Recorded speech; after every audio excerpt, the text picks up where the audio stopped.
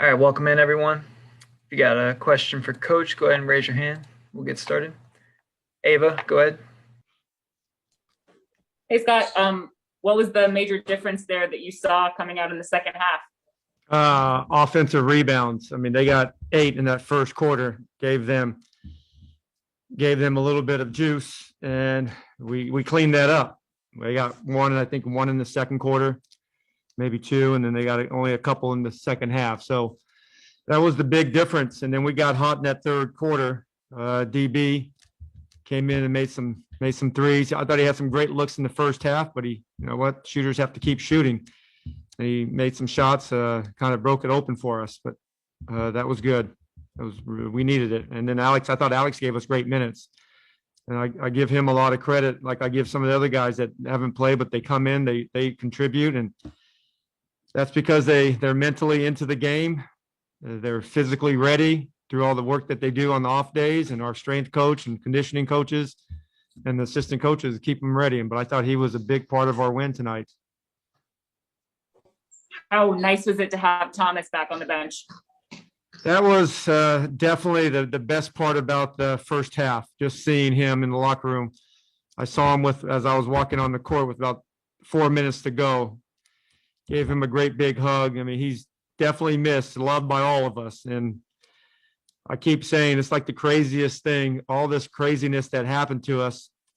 And we recovered from all of it, all the stuff that's well documented. But seeing him, and it hurts because he's such a winning player and such a great kid that, you know, it's unfortunate that he had to go down with the season-ending injury. But having him around, you know, now going forward, it's going to be great. I don't know if he's going to travel with us, but I sure hope so, because he's just a great kid, great spirit. He's a mood locker room lifter. He just keeps everybody up. Fred. Hey, Scott. Starting lineups tomorrow will probably be the same. See how Russell feels. As some speaking of one of your starters, as someone who came into the league as an undrafted guy, what is it about Garrison's personality that allows him to kind of persist through multiple two-way contracts and coming in the league undrafted to be able to stick like this? He's a fighter. Yeah, he was a fighter. He wasn't good enough to be recruited by UC Irvine, but he was pretty good. He was a pretty good college player. He fought his way. I remember the pre-draft workout, and we did this running drill, and he has a record. I thought his lungs were gonna explode. He was running so hard, and you could tell that he wanted to slow down, but he was determined. That got my attention right there. And it's funny, just a little thing like that. Some of these kids don't realize it's important. And I tell guys that are always trying to make it, there's no such thing as a warm up for you. There's no such thing as a stretch period for you. Right when practice starts, you better be on, and if you want to make it, you got to treat every practice like game 7. And I believe in that. And it's hard to make it in this league. It's hard to make it in this league if you're not drafted. And it's hard to make it in this league, even if you are drafted for many years. It's hard to make it for 10, 12 years. But he has the toughness, he has the fight, and he has a skill set. And to me, the best skill set he has is the play hard skill. And I don't coach effort, but when you got that skill, that is a talent that nobody wants to use that or talk about the analytics on play hard. I don't know what you can do, but there's a play hard analytic, and Garrison is the poster boy for that. Neil. Hey, Scott, I'm sure you haven't had a ton of time to think about it, but given that you guys have the second day of a back-to-back in a different city, which means, you know, Russell maybe less chance of playing. Obviously, Howell went out. If both of those guys are unavailable, do you have any sense of what you would do at point guard? Yeah, I might do the Bill Russell, Lenny Wilkins. You don't know that? They were player coach. We would run a zone, and hope that no one pressures me. I don't know. I don't think Howell's injury is. I think he kind of had a land on somebody's foot, and it kind of tweaked his knee a little bit. I don't think it's serious. He said he feels much better, but that you never know how you feel the next day. And with Russell, you never know. He's played the last couple of back-to-backs. This is obviously different going in another city, but we'll see.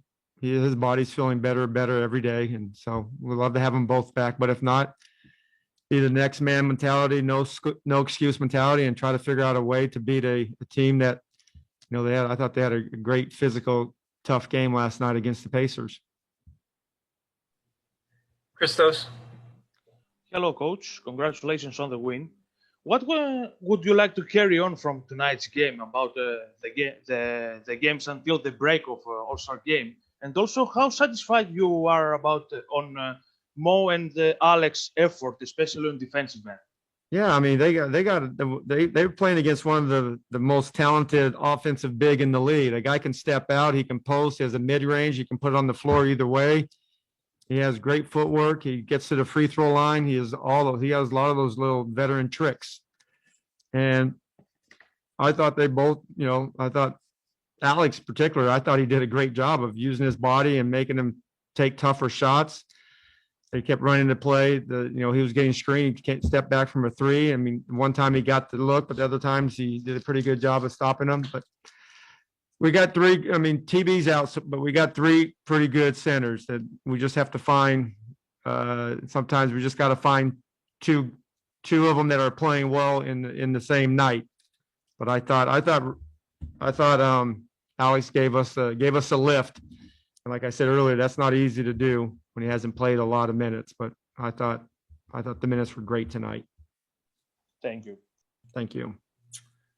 All right, I think that's all we got, Coach. Appreciate it, guys. See ya. Thank you. See you tomorrow night.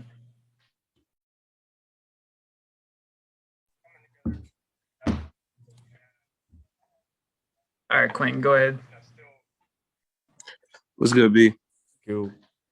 You had a pretty slow start to the game, but I did notice that you got fouled by Josh Okogie there, and I want to say the third quarter, and you guys exchanged some words before you shot your free throws. And after that, it was pretty much downhill. Did that kind of motivate you to go ahead and get out of that slump and go ahead and assert your dominance on the floor?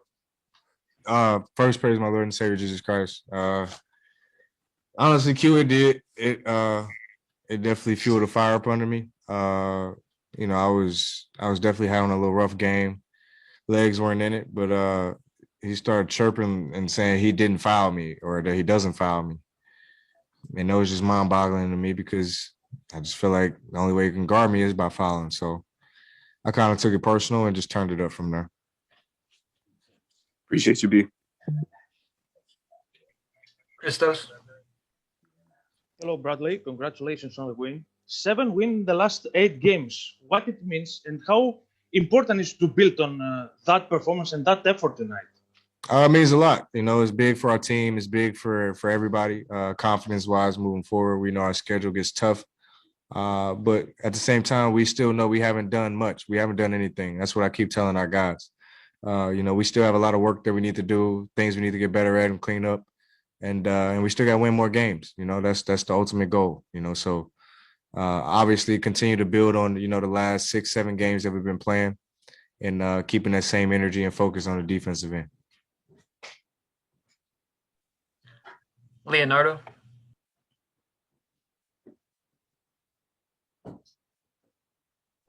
Hi, Brad. It's Leonardo Torres from Peru. Congrats on the win.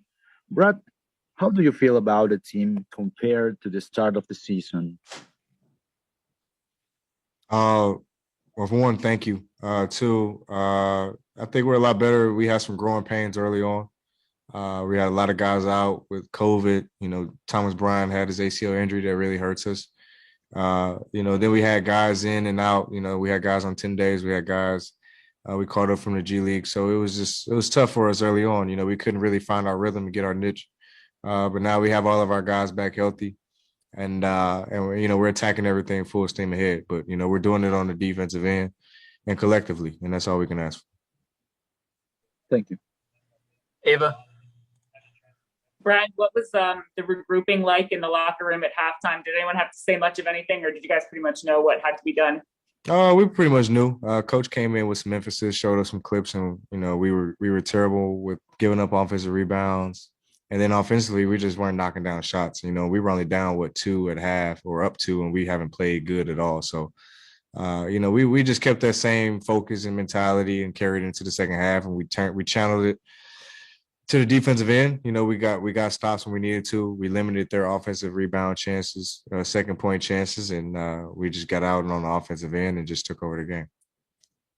And we've asked Garrison so much just about his kind of situation coming onto the team as a two-way player. How have you seen him grow his game from when he first kind of got to this organization? No, he's just a young man that takes advantage of his opportunity. That's all the NBA is. The lifespan of the league is 3 years. So you have to take every single opportunity you have, man, and hold on to it like it's your last. And that's all G's doing. From the day he first got here on a two-way contract, being in the G League, coming up, playing with us, he's seen the ups and downs. But now he's starting on our team now, and it's just a proof of the effort and the hard work, that you continue to put in, and coach rewards those things. Then when you have that opportunity, you seize it, you be ready every single moment you're out there. Shy. May I record? Yeah, I got you. Go ahead. Thank you. Brad, I know you've been a rookie in this league. Denny is obviously a rookie right now too. And I know he's been in a bit of a slump, whether it's foul trouble or getting less touches. What is your message for him to snap out of it? Play winning basketball. That's all we need Denny to do. And that's all he's been doing. I tell him all the time whenever I'm sitting next to him on the bench or on the court, it's your whole year this year is for you to learn. You're not sitting here saying we need Denny to go score 30 points a night. We're not sitting here saying we need Denny to go guard the best player on the other team. We need Denny to continue to just be ready, know his role, know personnel of the other guys in the other team, and be ready to shoot the ball. He's in a slump, whatever you want to call it. I don't call it that. He's a rookie. He's going to have ups and downs. He's going to put a lot of pressure on himself. We're going to have high expectations of him. His family probably does. You guys do. So it's going to be tough on him. He has to realize that this whole year is about having fun and learning, and taking those in stride and getting better at it. Thank you. Yeah. Ava, do you have another? Yeah, Fred, sorry, Brad. Did we ask you about your third quarter and how hot you got just all of a sudden coming out of halftime? Yeah, Josh Okogie. Okay. Thank you. Quentin, do you have another? Don't think so. Fred? No, I'm good. Yeah, I got a follow up on that. What is it about trash talk that can set you off and actually not just change your mentality, but actually make you play that well? I don't know. I think it's the underestimating factor of it. You have some people who don't think you're really as good as your numbers say until they face you. You have some people who, just love to talk. Some people just try to do it to get under your skin. But I never started, but it's something that, my mom has kind of always built and instilled in me, never just let anybody talk to you any kind of way.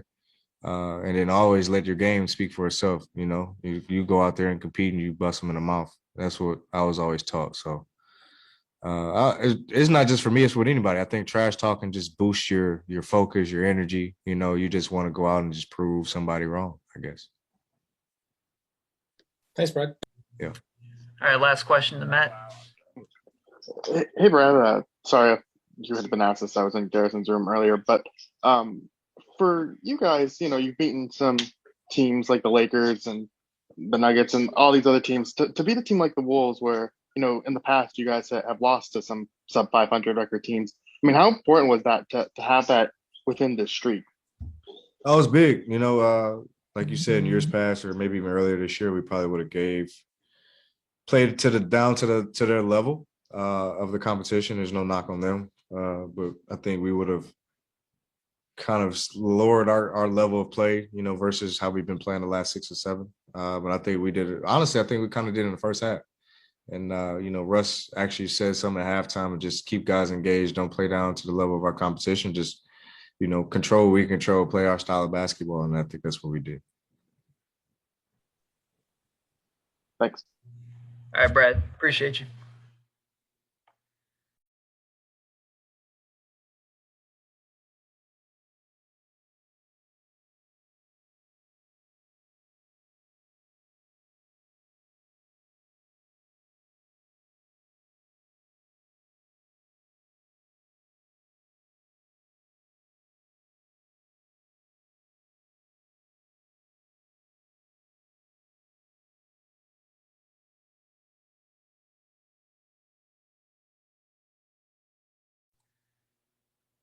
Davis will be in this room shortly.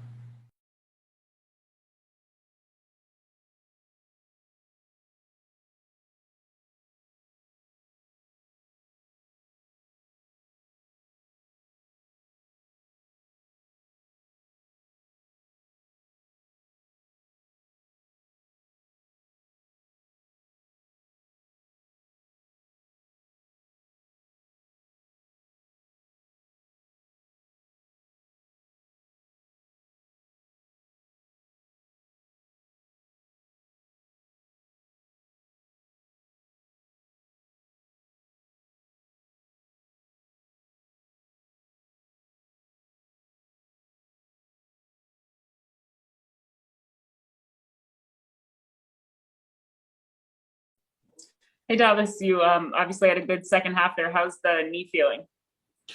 It's good. Three days in between games, we don't get that often during the season, so it definitely helped, and felt good out there.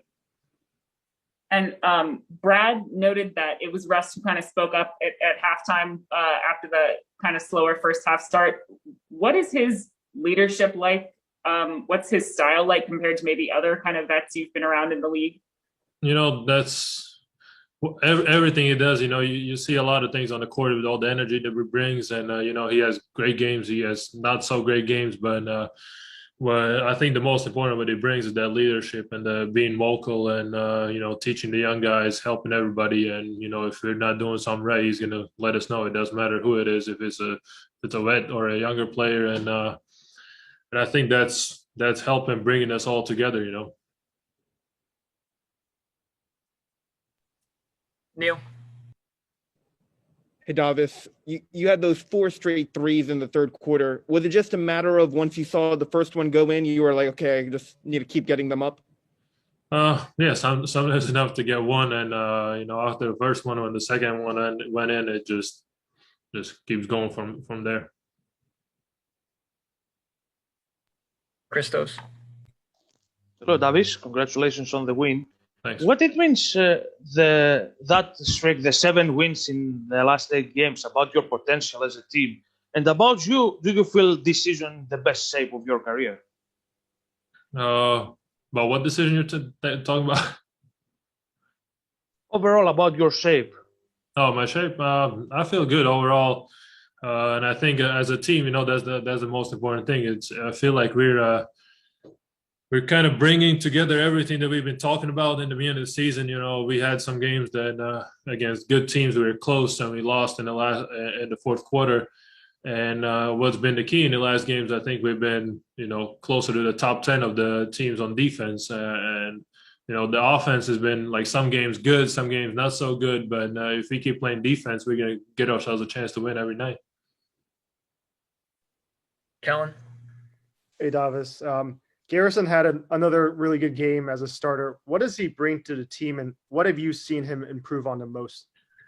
Well, one thing is the obvious one. He brings the shooting. Every team needs that on the court, and it opens up a lot of room for Brad and Russ. But at the same time, that energy, he earned that spot with his energy. What he does on defense, he's fighting, falling for the ball any chance he gets. So I think that's been really impactful, and it kind of gets everybody else going as well.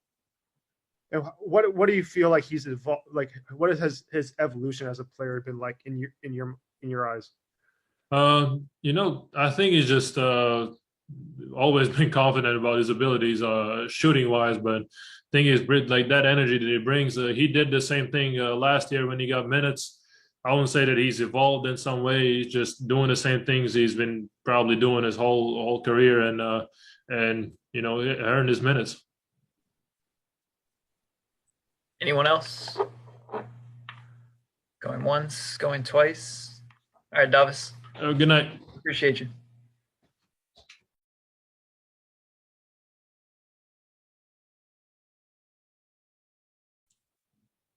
Matt, you're muted. That's all we got for tonight, guys. Thank you.